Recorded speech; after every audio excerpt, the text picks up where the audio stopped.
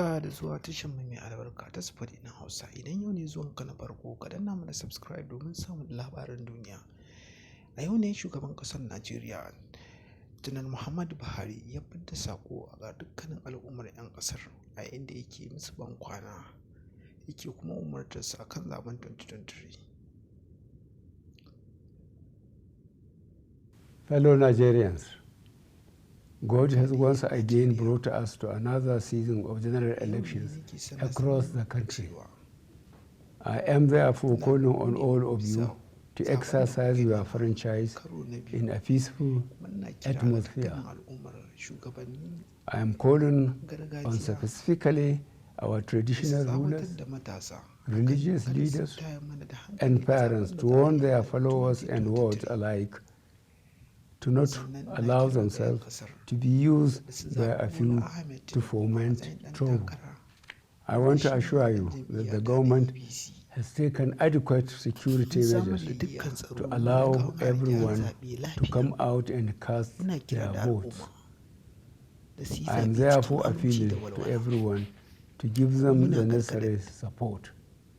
Fellow Nigerians, I want to use this opportunity to once again thank you for electing me to be your president on 2 occasions.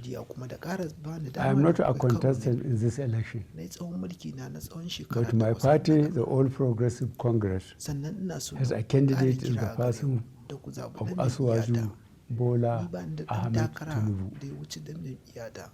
As I mentioned before, Tinubu is a true believer in Nigeria, who loves the people and the development of our country. I am calling on all of you to vote Asuwaju Bola Ahmed Tinubu.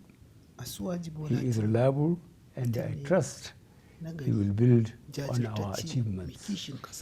Finally, I want to once again assure you that I am fully aware of the current hardship you are facing as a result of some policies of the government which are meant to bring overall improvement to the country.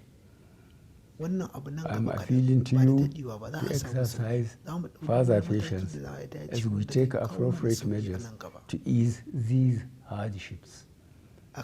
God willing, there will be light at the end of the tunnel. Thank you, and God bless the Federal Republic of Nigeria.